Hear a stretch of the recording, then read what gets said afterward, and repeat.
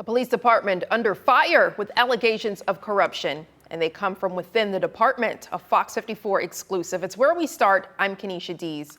The Bridgeport Police Department is a small town force in Jackson County, right on the edge of Tennessee, Georgia, and Alabama, with a complaint alleging multiple instances of wrongdoing by department leadership. Fox 54's Caleb Aguayo takes us to Bridgeport to learn more. An internal complaint from within the Bridgeport Police Department is alleging several instances of corruption and abuse of power stretching as far back as 2021. The details are in this whistleblower document sent last week to the State Bureau of Investigation, and they focus on Bridgeport Police Chief Lee Hennigar. The letter accuses Hennigar of tampering with evidence and leaving it unsecured, cruel conduct, and off-duty misconduct. In addition, Hennigar is accused of making unlawful orders, misappropriation of city funds, and endangering public and officer safety. The complaint also claims Hennigar is frequently out of the office with the only key to the evidence room. We tried to reach Chief Hennigar today, and we were told he was out of the office and was unavailable for comment. But Fox 54 did speak with the mayor, Bubba Hughes, who tells us the city is conducting its own independent investigation into the allegations. Mayor Hughes said the person who filed the complaint has been, quote, butting heads with the chief, calling it a personnel dispute. He said in a statement to Fox 54, she turned it into the state, but we had a meeting with her and the chief. She says he's doing stuff wrong, and we're trying to get to the bottom of that. We've got to get into it more before I can give you more. If the state thinks we're doing something wrong and needs to come up here for a formal investigation, we're welcome to it. Hennigar was previously arrested in Georgia back in 2021 on 2 felony charges that were later dropped. In Bridgeport, I'm Caleb Aguayo, Fox 54 News. Again, that complaint was sent to the State Bureau of Investigation, but it isn't clear what steps, if any, that agency has taken. We'll continue to update you as the investigation moves along. But for now, city and department leadership say it's still early for comments to be made public. It's been a year since multiple tornadoes hit North Alabama, but what you're looking at right now, quite the contrast from what we saw a year ago today.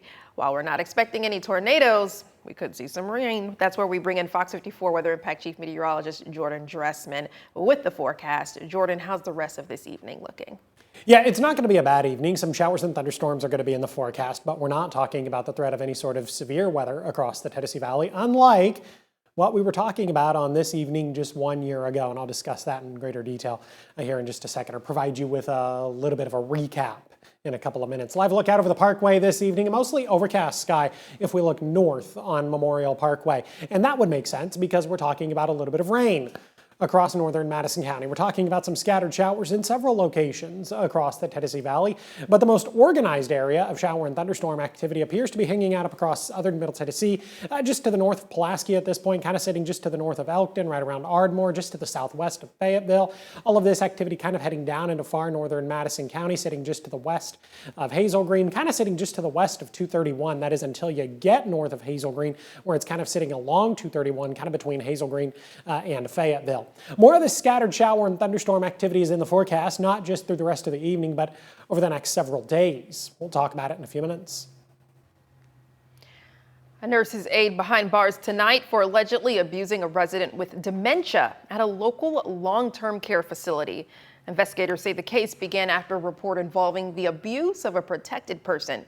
Detectives say Travis Smith, II, allegedly pushed a resident with dementia back in March, causing the victim to fall and suffer injuries. Authorities arrested Smith for abuse of a protected person this afternoon. A Pulaski man faces multiple charges after a shooting earlier this month. The Pulaski Police Department says on May 13th, officers were called to the area of 945 Cleveland Street after reports of gunfire. Following an investigation, officers arrested Cassius Jennings on 2 counts of attempted murder, reckless endangerment, and vandalism. Jennings also has a hold with the Giles County Sheriff's Office. This investigation is ongoing. Memorial Day weekend just around the corner. Agencies across the Tennessee Valley are preparing for packed waterways. This week coincides with National Safe Boating Week, an annual public education effort. But this year, those warnings carry a heavier weight for our community following 2 recent tragic water recoveries in North Alabama. Last Wednesday, a 2-year-old died after being found in the river at Toluca Landing in Morgan County. And just yesterday, Crews on Lake Gunnersville recovered the body of 25-year-old Jeremiah Gamble, who disappeared Sunday after jumping off his boat. Safety teams say these tragedies underscore critical warning before you hit the water. Fox 54's Logan Alexander Russell tells us how you can stay safe this Memorial Day weekend. Recent drownings across North Alabama have shattered local families, proving how quickly a fun day on the water can turn tragic. Ahead of a packed Memorial Day weekend, state law enforcement officials say preparation must start long before you crank an engine. Number one, where are you going and what are you doing? And so depending on where you're going and what you plan on doing, it depends on what kind of equipment that you need to have. State law requires all vessels to carry enhanced flotation gear for every passenger on board. In Alabama, children under 8 are required to wear them at all times, but federal data reveals a dangerous disconnect for adults. 76% of the fatalities involve drowning. 87% were with people who were not wearing a life jacket. And actually 2/3 were actually good swimmers. Statistically, hidden river currents or blunt force from unexpected debris can instantly render a strong swimmer unconscious. The Coast Guard Auxiliary warns never to jump in after a panicking victim. Instead, you should have a throwable flotation device accessible at a moment's notice. Officials strongly urge boaters unfamiliar with local stumps and sandbars to stay away from lakes once the sun goes down. Maritime patrols are also enforcing a zero-tolerance advisory for operating while impaired. You cannot, just like in a vehicle, it's the same way in a boat. If you consume an alcoholic beverage, you cannot get behind the wheel of a boat. Officials call for courtesy and patience on the water this holiday weekend, saying extra caution can help prevent avoidable accidents. In Huntsville, Logan Alexandra Russell, Fox 54 News. State law enforcement officials remind you that Alabama law requires anyone operating a boat or jet ski to have a recreational boating license. Operators should also use extreme caution and have spatial and situational awareness on the water, especially on busy weekends.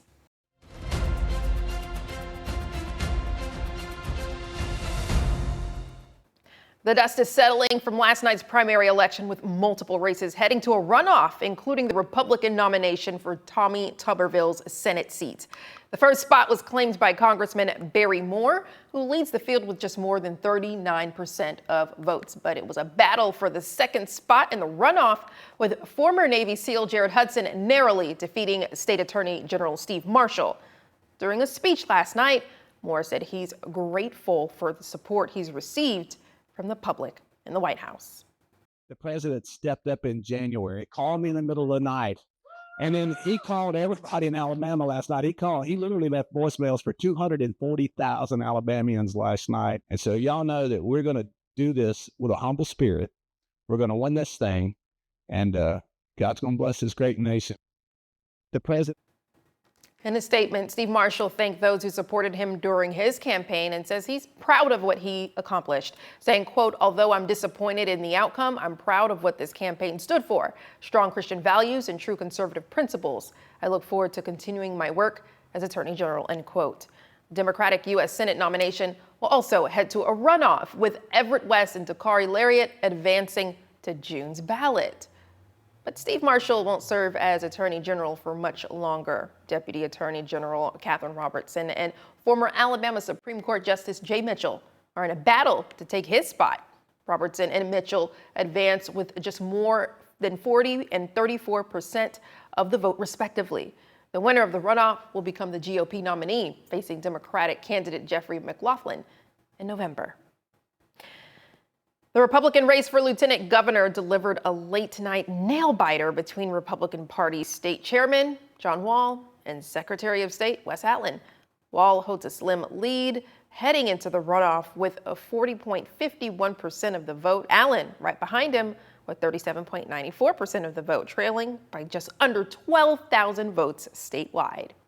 Back here in the Tennessee Valley, Florence attorney Maurice McCaney pulled off a significant political upset, defeating longtime Republican incumbent Philip Pettis in the Alabama House District 1 primary. Unofficial results show McCaney leading with more than 2,900 votes. Pettis, a University of North Alabama alumnus who was first elected to the state house back in 2014. McHaney currently serves as president of the Lauderdale County Bar Association. Despite the seemingly long lines at many local polling locations, voter turnout in Alabama remained largely unchanged from 4 years ago. According to unofficial results from the Alabama Secretary of State's office, more than 875,000 ballots were cast, representing a turnout rate of just more than 23% among Alabama's more than 3.8 million registered voters.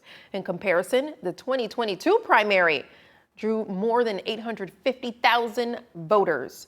For more about voter turnout and election results, go to FOX54.com. I had the right people, but most of the others don't always have those people around.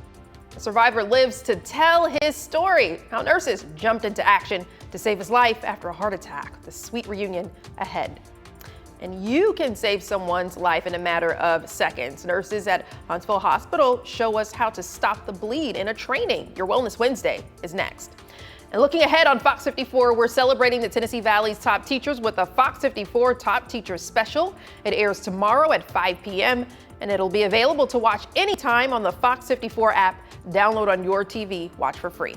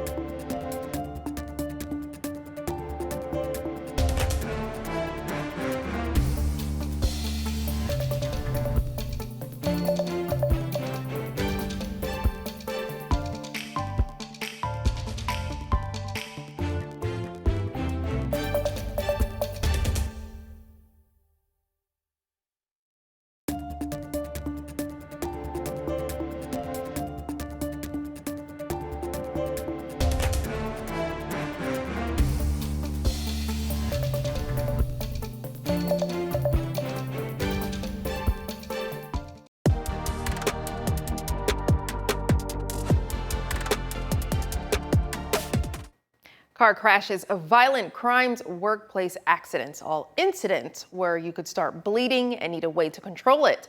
This morning, nurses from the Huntsville Hospital Trauma Unit provided demonstrations for Stop the Bleed Month.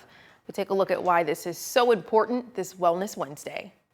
Hemorrhagic or bleeding is the number one cause of traumatic injury and death in trauma patients. So if that can get stopped before responders can get there, it can save multiple lives. Laura Wilkinson is a nurse practitioner with the Huntsville Hospital Trauma Unit. She is one of the nurses who shows us how we can help a trauma victim with bleed control. Wilkinson says she sees it every day while on the job. I see tourniquets used probably every shift, and it's life-saving a lot of the times. Tourniquets can save lives on any arterial bleed. Anytime the tourniquet stops the bleed, it has the potential to save a life. I have definitely seen it save lives multiple times in my career. And for Kevin Pascal, the trauma program manager, he tells us part of the initiative is awareness, including for law enforcement. All police officers in Madison County carry a tourniquet on their person. It's given to them at the academy. So we try to, empower the public to have access to these things to be able to help people. While Huntsville Hospital used commercial tourniquets during today's demonstrations, Pascal says that bleed control is something you can do with easy-to-access items. Number one, just putting pressure on it. Get a towel, put pressure on the wound. What people think about most of probably is tourniquet application. So there are commercially available tourniquets, but you could use just a belt, a rope, anything that you have around the house that you could cinch down around a limb could be used as a tourniquet. And there's opportunity to learn. Huntsville Hospital nurses say they're prepared to offer you a hand. I encourage anyone that wants to hold a Stop the Bleed event where we'll come physically to your place of business, your religious organization, whatever it may be, and we will teach a Stop the Bleed course. That's quite some training. Well, find more Wellness Wednesday topics on demand right here on the FOX54 app. A historic hotel makes the most endangered list. We take you to Montgomery to learn why. Back here in the Tennessee Valley, Jordan, are we going to maintain that dry sky? Yeah, some of us are going to be dry through the rest of the evening. Some of us, however, are going to talk about a little bit of rain, and that's going to be the big theme for the next several days. We'll talk about it in a few minutes. Over County 911, what's the address of your emergency room? Okay, your wife is in a bar, you said she's unresponsive? This is what he's going to tell you. How to get out of that situation. And I grabbed the gun. Trying to find the first place to put a body. No, sir. The only thing they could do was kill him. You want to say anything? We, the jury, and to find the defendant.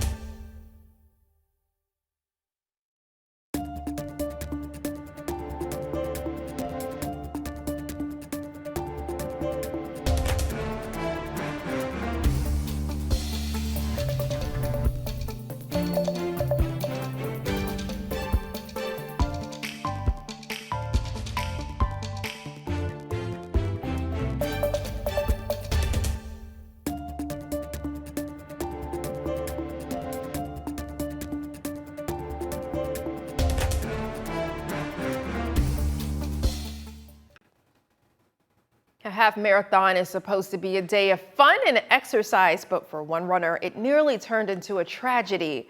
Former Army General Lynn Collier was a mile into the Oak Barrel Half Marathon in Lynchburg, Tennessee, when he collapsed, suffering a heart attack. When Huntsville Hospital nurse Sydney Long saw what was happening, she was one of the first to respond and provided critical emergency medical care on the scene until paramedics arrived. Collier survived and is now on the road to recovery. Today, he reunited with Long at the Huntsville Hospital Heart Center. And Collier tells FOX54 he's thankful for those who helped save his life and encourages others to help whenever you can. I had the right people, but most of the others don't always have those people around them that are professionals at that. All of us can help.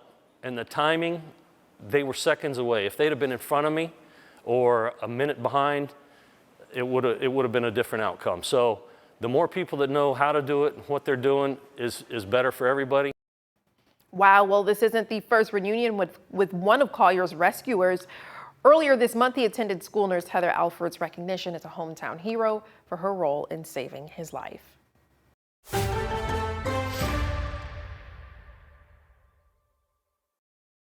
When they had the first reunion with the nurse at the school, and just how much of an honor it was for her to receive that, but quite the moment to save someone's life. I mean, that's a lot to carry. It is a lot to carry, but it's also very cool to see how quickly he's recovered, already hanging out on the treadmill, as it were. Yeah. Did you get any rain today? Not where I was traveling, no. And see, that is the important answer, not where you were traveling, because what we've found ourselves in dealing with is a very summer-like weather pattern, where you might not get any rain, but I might end up being the one to get rain. And that's just simply what we're going to be talking about for the next several days. But first, I want to take you back 1 year ago today. At the 6 o'clock hour, we were at the beginning of what was going to prove to be a very long evening of severe weather across the Tennessee Valley. Over 20 tornado warnings were issued. We had 12 confirmed tornadoes and 1 waterspout over in northwest Alabama. The strongest of the tornadoes 1 year ago today, Killingsworth Cove, maximum winds of 134 miles per hour. That made it a rather strong EF2 tornado. Certainly not talking about any of that activity this evening, but we are talking about some scattered showers and thunderstorms. Now, not everybody's getting wet, and some of us won't get wet this evening. Some of us are going to have a wonderfully dry evening. It's humid, but otherwise, it is going to be dry. Other folks dealing with a little bit of rain, a couple of rumbles of thunder, a little bit of lightning. This activity beginning to move out of Elkton, out of Pulaski, out of Ardmore, beginning to push its way into Fayetteville, where they're probably talking about some moderate rain kind of along the 231 corridor, kind of between Hazel Green and Fayetteville, talking about some rain in Hazel Green. Some heavier rain, a little bit of thunder and lightning eventually going to push its way into Fayetteville. Looks like the heaviest of the precipitation going to stay out of Meridianville and Hazel Green. This activity is going to continue to be possible as we head into the overnight and then through the earliest hours of your Thursday morning. By the time we get to Thursday afternoon, much the same. Scattered showers and thunderstorms, some of which could be a little bit stronger, but the overall threat for severe weather is going to be incredibly low. And we're going to maintain this theme through the overnight and then early into your Friday morning. Maybe a rain jacket for your Friday morning commute. Maybe you won't need it.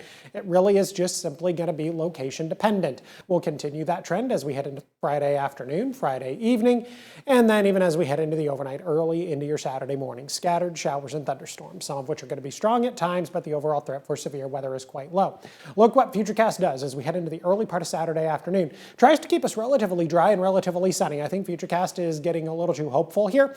I don't necessarily think that that's going to be the case. Saturday is going to be a repeat of what we're going to get on Thursday and what we're going to get on Friday. And we're going to continue with that rinse and repeat process as we head into Sunday, Monday, and Tuesday of next week. Yes, unfortunately, this does mean Memorial Day ceremonies could be impacted. If you're one of those folks in charge of planning one of those events, I would have a plan B. In the temperature department, it's actually not going to be that bad. We're going to start the day at 66. We're going to end the day at 82. But showers and thunderstorms are in the forecast at all points during the day. So again, a plan B is going to be needed for the outdoor ceremonies on Memorial Day. Temperatures currently sitting in the 80s, 70s where it has rained.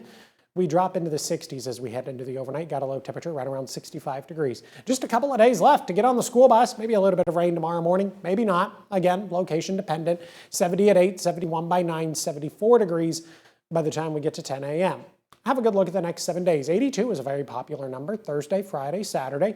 80 degrees on Sunday, and then 82 again for your Memorial Day. Back into the mid-80s Tuesday and Wednesday of next week, 85 each day. These numbers pretty close to where we should be this time of year. The average high right around 84 or 85.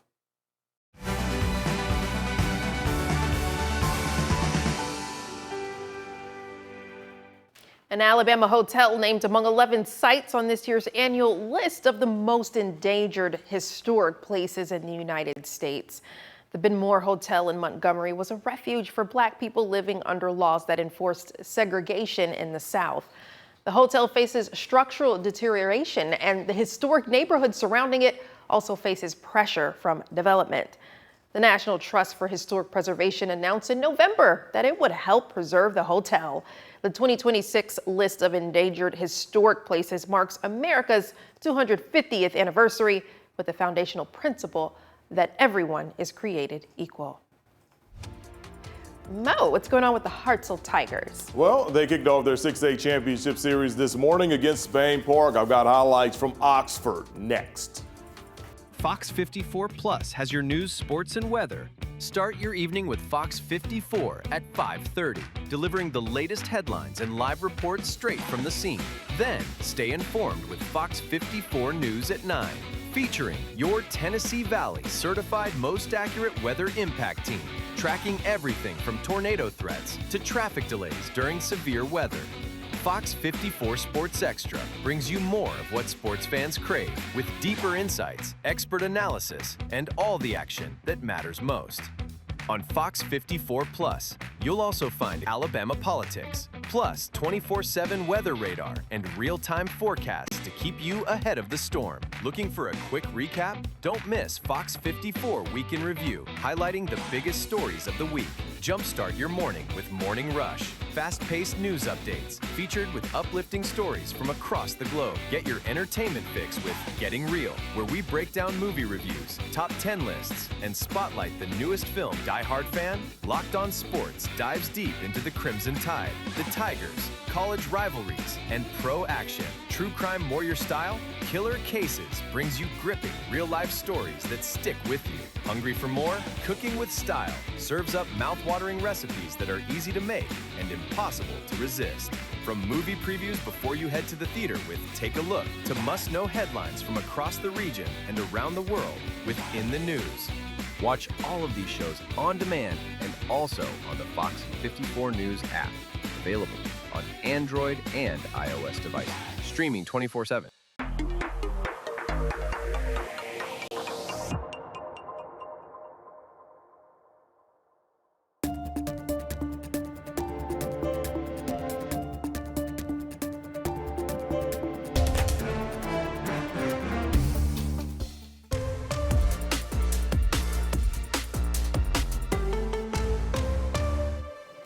The Hartselle Tigers defending home field last week against Hazel Green. They advanced to the 6A State Championship Series for a battle with Spain Park, which began this morning. A win in the series would give the Tigers back-to-back blue maps. Now, game one of the championship series being a little later than usual thanks to some bad weather, but eventually we got going on the diamond. Bottom of the second, Hartselle trailing 3-2 with two men on. Braden Weathers ripping one in the deep right field. It's going, you know the deal, it's gone. 3-run bomb for the Tigers, and they take a commanding 5-3 lead over Spain Park. Let's go to the fourth inning now. It's 5-4 Hartselle, and the Tigers, they got runners on first and second. Cole Miles hitting a line drive into left field. Kane Falciani will round third, and he'll head home, giving Hartselle a 6-4 lead. Then, right after that, it'll be his teammate Cole Griffin blooping one into right center field.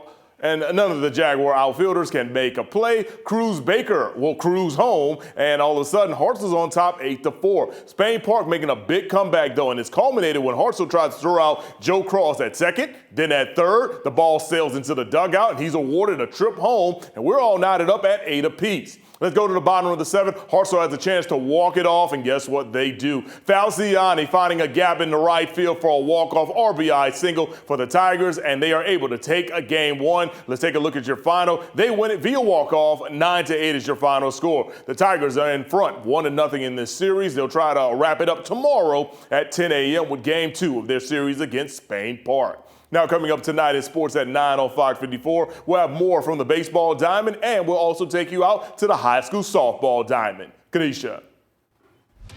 Yes, Mo, coming up tonight on Fox 54 News at 9, a retired Tennessee police officer receiving a major settlement for his arrest over a controversial social media post. We have those details. The NAACP is looking for some of the biggest names in college football to join the fight against racial gerrymandering. We'll hear from Black Caucus leaders, and the votes are in. Alabama has its Democratic and Republican candidates for governor, and they're very familiar with one another. We'll meet both tonight on Fox 54 News at 9. Texas police arrested a man who drove his Cybertruck into a lake. Take a look. The driver admitted to purposely driving into Grapevine Lake Monday to try out the truck's wade mode feature. It didn't seem to work too well, and since the truck became disabled and water started coming in, everyone inside the Tesla made it out safely, and the local fire department got the truck out of the water.